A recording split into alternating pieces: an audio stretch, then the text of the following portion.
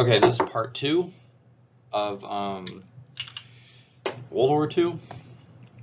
Well, the last part, the last little bit that you guys need to know. I apologize for that. We have a teacher here who gets a lot of scam calls, and technically it's my lunch break, so I'm not going to answer any of it. So last time we in the last video, if you haven't watched it, go watch it. Go watch it. Go watch it. And we're gonna pick up on the march to Berlin. So we looked at D-Day, and the Allies have now invaded France. They have broke through German lines, and it's not going to be long before Paris is going to be liberated again. So June 6, 1944, that's D-Day. In August of 1944, Paris is going to be liberated, so it's only a couple of months.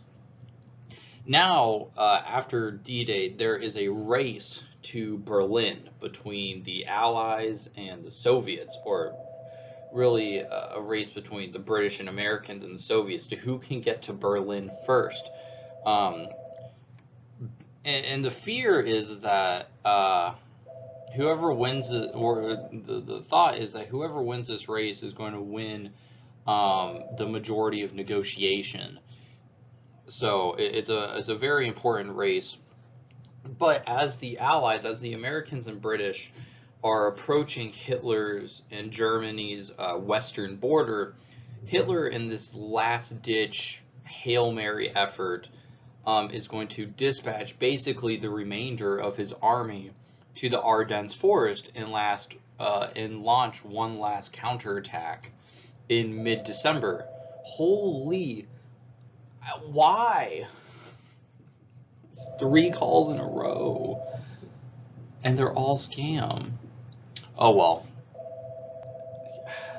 Reminds me of class when we get random bells telling us that testing's beginning. Like, okay. Anyways, the Battle of the Bulge, as it becomes known, is going to be America's largest battle, and it consists of over 1 million combatants. So for over 3 weeks, the Germans heavily bombard the Allies, and the Allies are suffering from a lack of ammo. They're suffering from a lack of good winter clothing, a lack of food. Their supply lines are overstretched as well. It's 20-degree, snowy weather. They're spending Christmas time being shelled.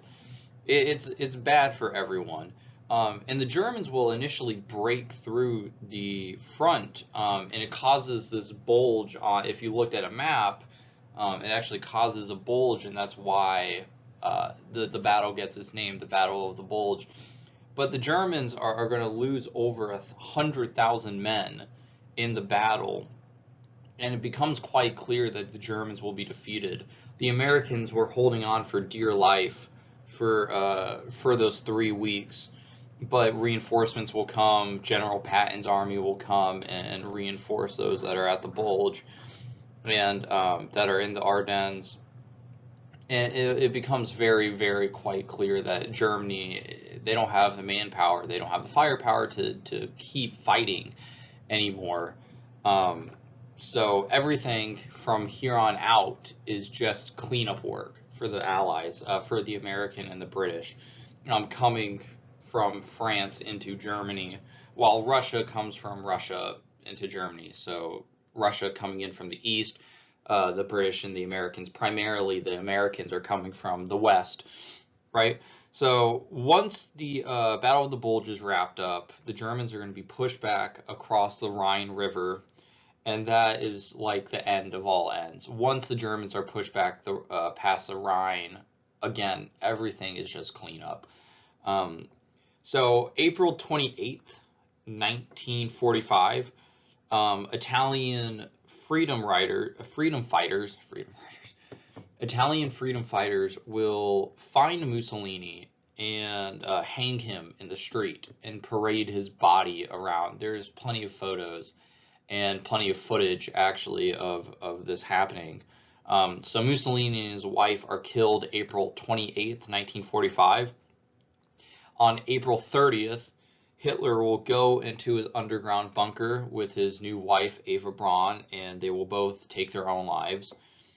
And then May 2nd, 1945, Berlin will fall to the Soviets. The Soviets end up getting to Berlin first.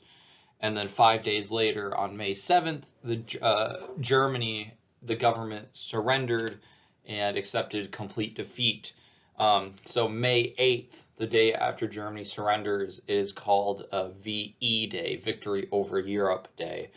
I know there's a lot of conspiracies. I don't know if these things like keep on traveling through generations. Hitler killed himself. He died in the bunker. His officers carried his body out and burned his body. So, you know, there's a lot of, he didn't escape to Argentina. Look, even if Hitler managed to get on a submarine, the trip to Argentina was not just like a couple days or a couple weeks. It was a month or two. And Hitler was in too bad of health to have survived that trip anyways. So Hitler didn't escape. He did in fact kill himself.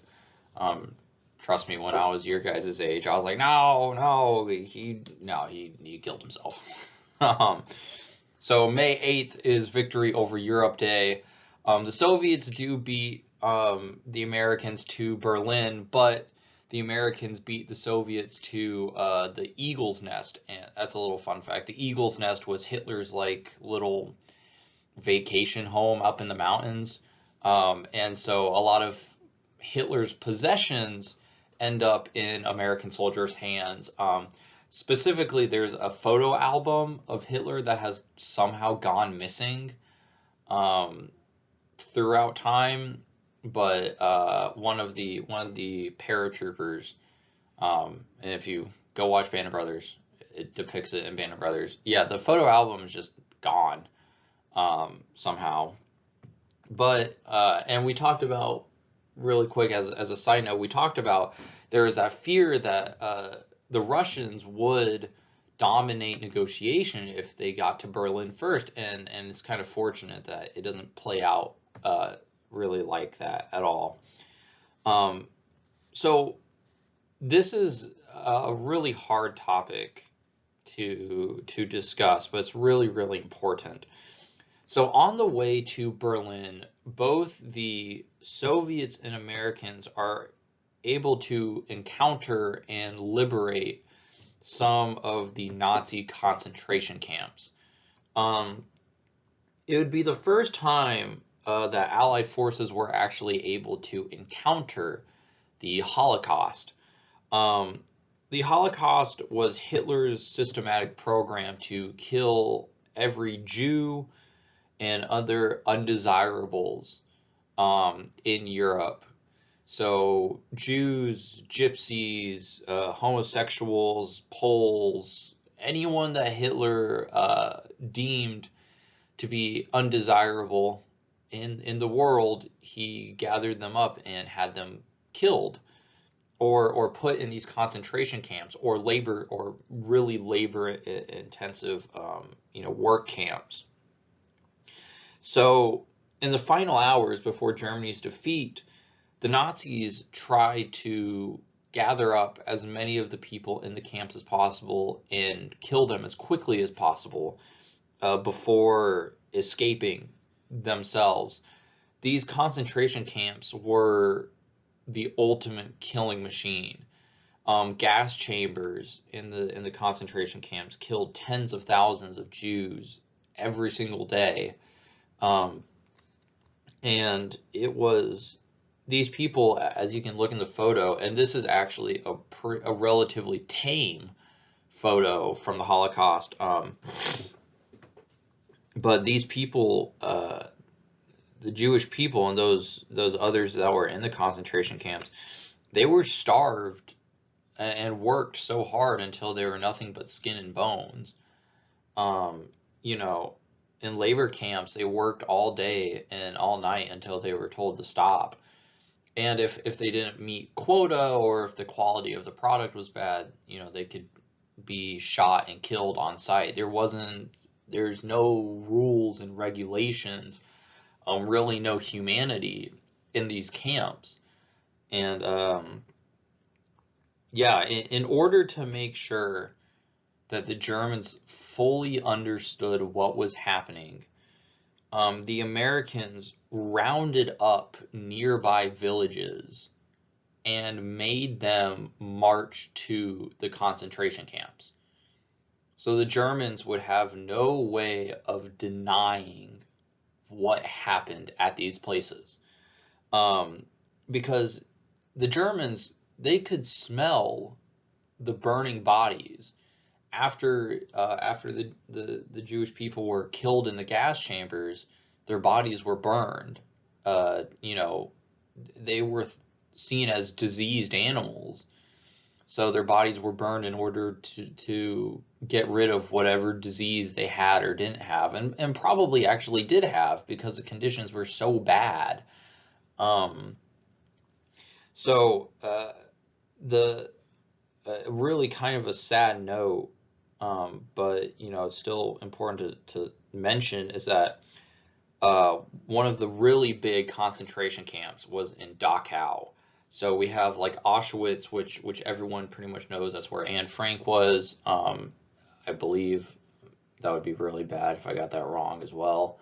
But another major concentration and death camp was Dachau.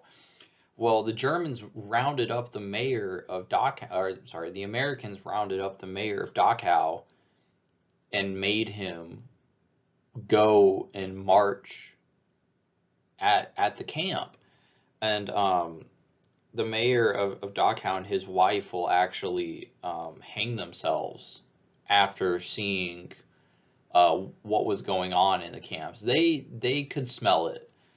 There was no denying that the camp was there, and that the German people, they knew what was going on, but the Americans and the British rounded everyone up that they could to make sure that there was no way they were going to deny anymore what was going on.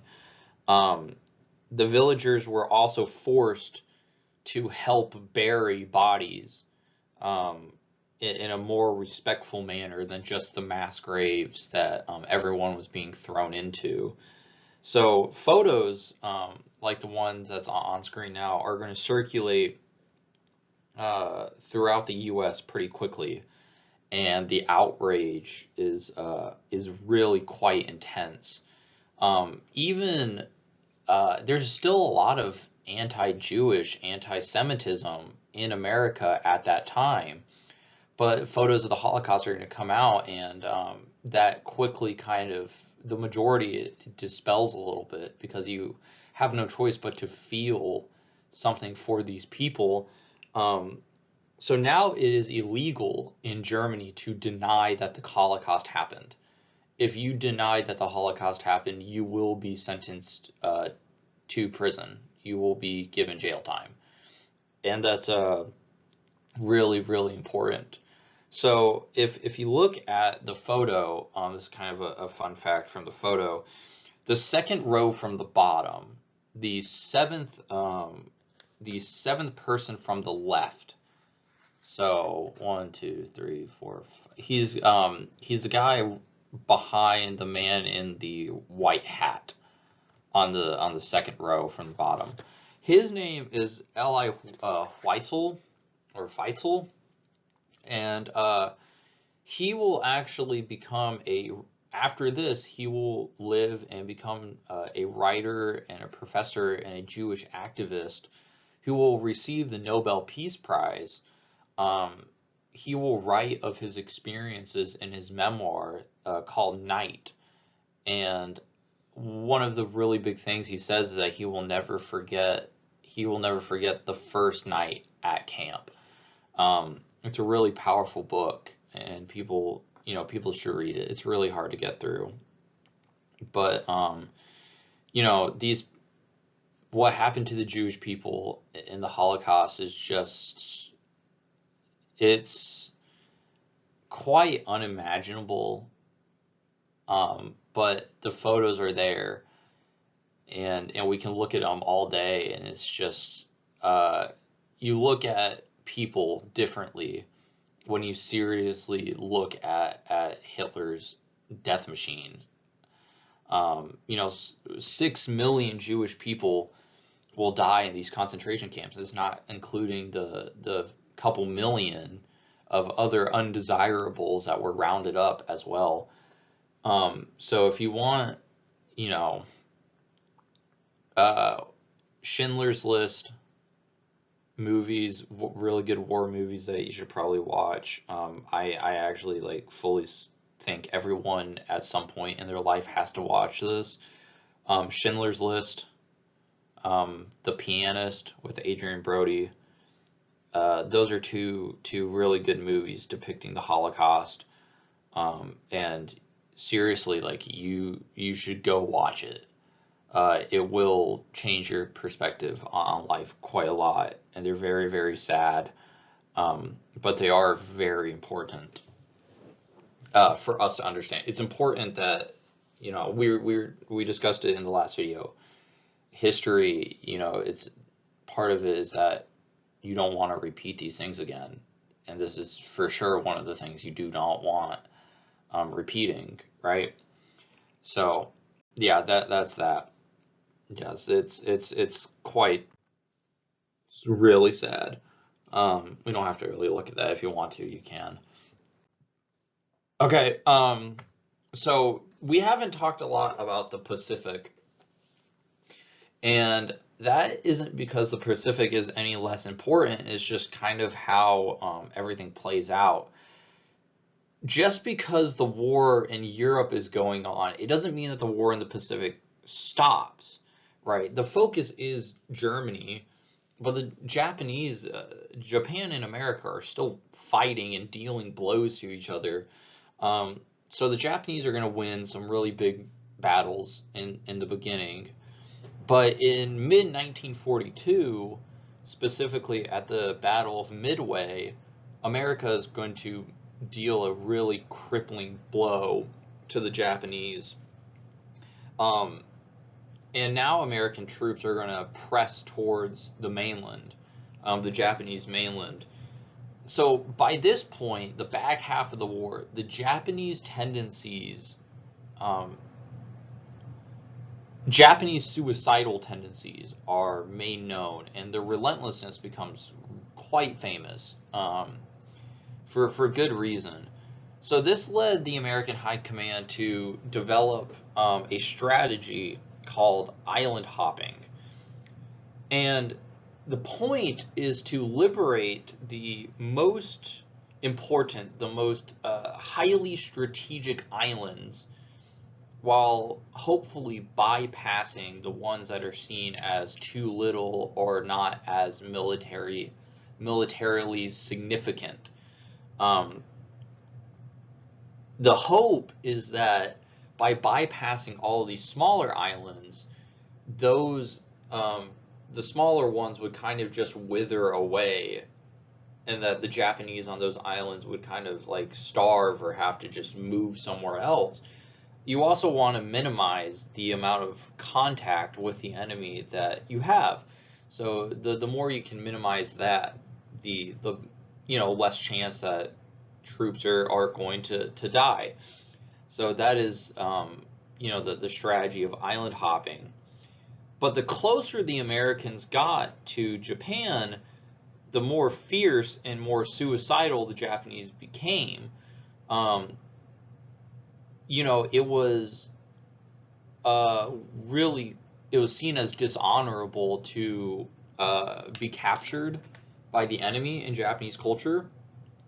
So the Japanese, kamikaze pilots are being employed at this time, where they're trained to have one mission, and that was to, drop bombs, do as much damage as you can, and then once you're about to die, crash into the closest thing that you can. The Japanese, they would rather have died in battle. It was more honorable to die in battle than it was to be captured by an enemy. So if there was even a remote chance that they would be captured by an enemy, they would do the best to kill themselves before that could happen. And the Japanese were just such fierce fighters. They really wanted to defend Japan as much as they can and honor their country as much as they can. So they fought harder than any other country during the war, for sure. Um, and there was a real discussion among military high command on whether or not there should be a full-scale invasion of the Japanese mainland. And military planners, the thing was, what drew them away from is that military planners believed that over 1 million U.S. troops would die if that happened. So instead, the Americans resorted to firebombing, and they firebombed cities such as Tokyo, which Tokyo at the time still used a lot of wood in their structures.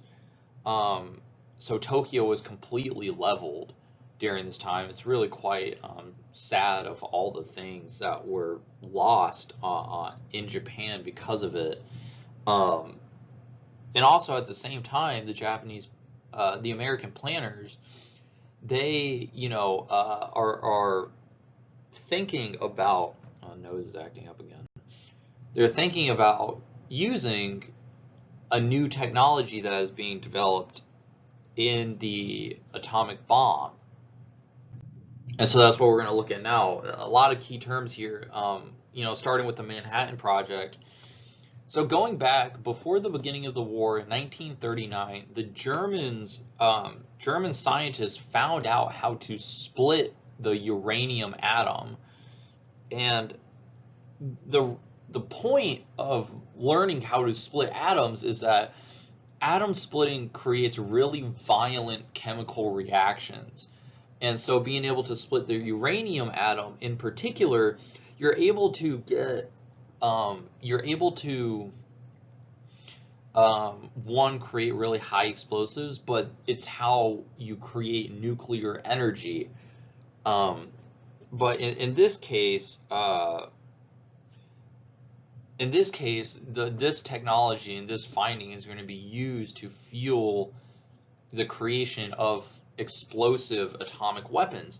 So in 1941, Albert Einstein actually escaped Germany. He will come to the United States and seek refuge here, and he will urge Roosevelt to begin an atomic research project to create an atomic weapon before the Germans did. Now, the Germans had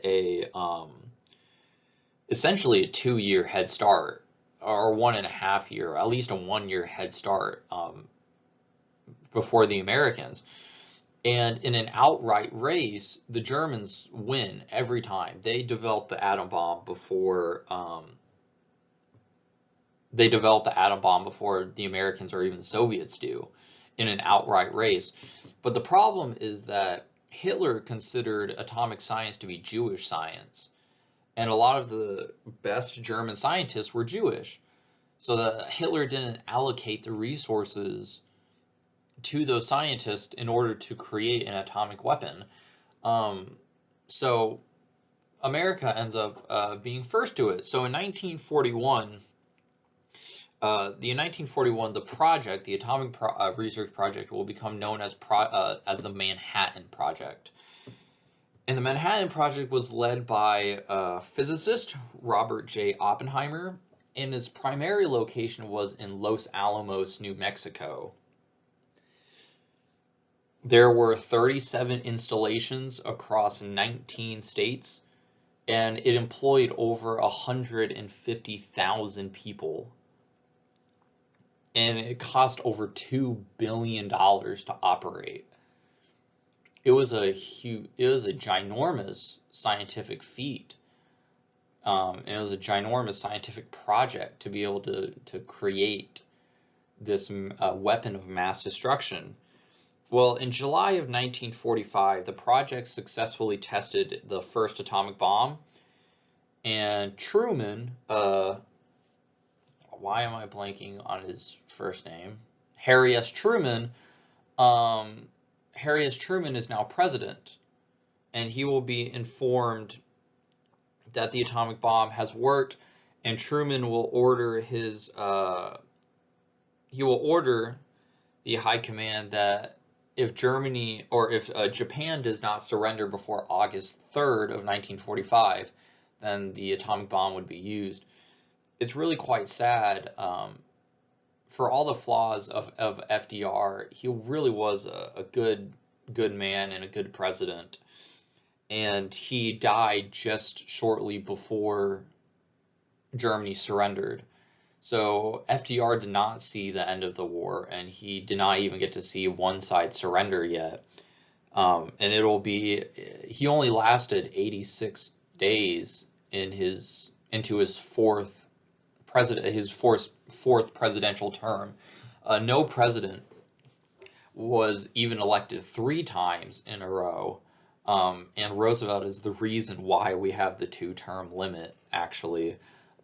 Because he was elected 4 times, and there wouldn't be a president even today that could do that. But anyways, Truman orders that August 3rd be the deadline. If Japan doesn't surrender by then, the atomic bomb is going to be used. So enter the Enola Gay and Fat Man and Little Boy. So the deadline will pass, August 3rd will pass, and August 6th, 1945, a B-29 bomber piloted by Colonel Paul Tibbets, named the Enola Gay, named after his mother, took off at 2 a.m. from the island of Tinian and headed for the city of Hiroshima. Hiroshima was the headquarters of the Japanese Second Army, and it was also the communication and supply hub of southern Japan. And the Enola Gay carried the 5-ton, 10-foot-long uranium bomb nicknamed Little Boy. And at 8:15 a.m., the bomb was released. About 40-50 seconds later, the bomb exploded. The shockwave and heat immediately blew and vaporized almost 78,000 people. And then another 70,000 who were just outside the immediate bomb radius will succumb to severe radiation sickness and burn injuries that were sustained. Tibbet revealed that he began tasting lead in his mouth, actually, while flying over Hiroshima. Both atomic bombs, their mushroom clouds were recorded, so you could go look at that if you really wanted to. But Paul Tibbet, he recorded that he began tasting lead in his mouth, and the reason for that is because he had a lead filling, and the radiation from the bomb began activating that lead and essentially disintegrating it. So Oppenheimer he will see the damage that has been done, and he will go on television and quote the words of the Bhagavad Gita. I probably butchered that so bad, sorry, but it's one of India's really great scriptures, and he will quote it, or sorry, it's more Hindu than I believe it's more Hindu than anything, not just Indian whole, but he will say, "I am become death, the destroyer of worlds." Oppenheimer was convinced that he had started something that would essentially lead to the destruction of the entire world. And in some ways, he was wrong so far, but in other ways, he was right about that prophecy. Well, the Japanese government decided to surrender, and 3 days later, August 9th, the B-29, called the Bockscar, piloted by Major Charles W. Sweeney, will take off with the 5-ton plutonium bomb, nicknamed the Fat Man, because Little Boy was long and narrow. Where's the camera? And Fat Man was short and stout. And it was originally heading for the city of Kokuda, but that was the primary target, was Kokuda. And what happened is that it was cloudy over the city, and there was a fuel problem on the boxcar that caused it to change course and head for the city of Nagasaki, where Fat Man was dropped and immediately killed 71,000. And of course, it killed another 70,000, around another 70,000 from the radiation poisoning and all the serious burn injuries that occurred. So, although Japan still wanted to fight on, there was no point, and the emperor decided to surrender, where the formal ceremony took place on September 2nd, 1945, considered victory over Japan Day, VJ Day. The atomic bomb is also a really hard topic to talk about. The heat and radiation, well, the heat was so powerful that those who were instantly killed, instantly disintegrated, their shadows are still to this day on the concrete. They're a little bit faded, but scientists will have been able to determine how high, how tall a person was based on the shadow that they left. You know, it's really hard when you're doing whatever, you're living one day, and you know, within a couple of seconds, you don't, literally not a single part of you exists except your shadow. So that's really, really hard. And we can look at some of the photos here. So this was Hiroshima after the bomb. I don't know if the Building of Peace is in this photo, but in the foreground is a completely mangled fire truck, and you can see it's just, there's nothing left. There's absolutely nothing left. And this is Hiroshima. Okay, the last one was Nagasaki. This is Hiroshima. I can't remember what the sites say, which is really bad for me. Yeah, there's the fact that those buildings are still standing is beyond impressive. Yeah, it's the destruction is unparalleled at the time. Of course, we have bombs today that can do 100 times that, but fortunately, we really haven't had to see them be used. Thank Lord for that. So the last two things, or last couple of things,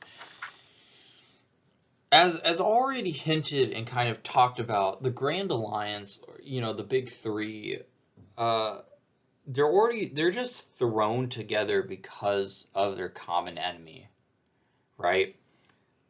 Everyone is still operating for their own goals, but everyone is trying to, at the same time, come together to figure out what the heck to do with everything. So we're going to look at a couple of these conferences here. So in late 1943, this will be the first time the big three all get together in the Tehran Conference. In the conference, the main discussion was the invasion of France and Soviet movement to Germany's Eastern Front. Also in this conference, something that's really significant is that they all agreed to create the United Nations. So the United Nations is what ends up replacing the League of Nations, right? And it's the governing organization, the governing body that we have today. But the last time everyone will meet will be at Yalta, and this is where that famous photo on top with Churchill, Roosevelt, and Stalin. That's where this photo comes from Yalta. This will be the last time the big three meet. February 1945, and at this conference, the discussion of what to do with Germany is talked about. So it was decided that the Soviets would occupy eastern Germany, while the Americans and British would occupy western Germany. Seems fair. Also, Berlin, the capital, would be split in the same way. The British and Americans would occupy West Berlin, and then the Soviets would occupy East Berlin. One of the kind of main problems, we're not going to get to talk about it, unfortunately, but one of the main problems with the splitting of Berlin, at least, is that it's really important that it is split, but Berlin is deep into Soviet territory. So Berlin is not something that can just be it's not readily accessible by the British, Americans, and then the French, because, you know, the French sacrificed their whole country, so they will be able to occupy a sliver of Western Berlin as well. At this conference, Churchill and Roosevelt, particularly Roosevelt, compromises a lot in order for these goals to happen. He compromised a lot with Stalin to get these goals and get what he wanted out of the conference. So the last time the Grand Alliance, so Yalta is the last time the big three of Churchill, FDR, and Stalin will get together. So the last conference of these allies is at Potsdam in mid-July of 1945, because Roosevelt has passed away by this time, and Churchill will be replaced as prime minister by Clement Attlee. So the conference at Potsdam is Churchill and Clement Attlee, and then Truman and Stalin. They are not the big three anymore. They are not really the Grand Alliance. They're just, you know, they're just allies at this point. So Stalin, at this conference, a couple of interesting things happened. First, Stalin demanded that the U.S. and Great Britain recognize the puppet governments that were formed by the Soviets in multiple Eastern European states. And Truman will tell Stalin that this would only happen if they allowed those governments free access, so basically a free economy, and if democratic processes were allowed to take place, so if they essentially became a capitalistic democracy. Stalin is going to refuse, and the conference is going to kind of just end in a deadlock. And the Allies, they don't budge on the issue of Soviet control in Eastern Europe, and Stalin doesn't budge on his country controlling those spots as well. This conference is a really good, what's important is that this conference is a good indicator of how the relationship between US and Russia is going. As the war began to close, the goals of each country began to show more and more, and their political ideologies began to clash more and more. You know, the capitalism and communism, that political clash, it's everyone's going to start butting heads a lot more in discussions, and we can kind of see it with what happened at Potsdam. Last thing really quick, this isn't uber important, but we can talk about it still. Basically, all of the major countries involved are completely destroyed besides America. And America is actually doing quite well for themselves, somehow, some way. And America is going to be the driving force of occupation and helping countries rebuild. My grandfather actually was in U.S. occupied Japan. So a fun little story time about me, or about my grandfather. My grandfather was born in China when Japan occupied China, and then after the war he came back to Japan. His family came back to Japan, and he would chase around U.S. trucks, because the U.S. was helping rebuild Japan at the time, and he would chase around. The only English words he ever learned how to speak, he would chase around these trucks, shouting at these trucks that to give them chocolate. The only English words he ever learned how to speak were "give me chocolate." But the U.S., yeah, they're going to be a major force in occupying these various countries and helping them rebuild to what they formerly were, and even better. Japan, especially, Japan is not the country that it is today without that economic rebuilding and that restructuring of their country. And Britain and France also wouldn't really be without a little bit of economic help from the U.S. But this alliance, moving on to this alliance, the alliance between America and Russia starts to dissolve. The disagreements that pop up at Yalta and Potsdam, along with America's use of the atomic weapon and Soviet use of the atomic weapon only a few years later, it sets up an incredibly unstable post-war world. On top of this, the Soviets are going to take really aggressive action over in Asia and Eastern Europe to make those countries communist, which is disagreeable to America.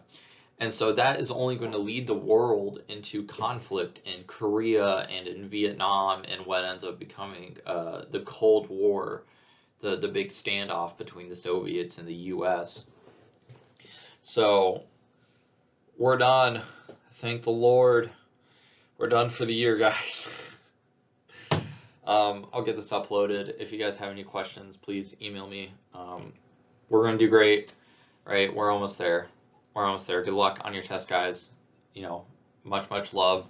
And we'll see you soon.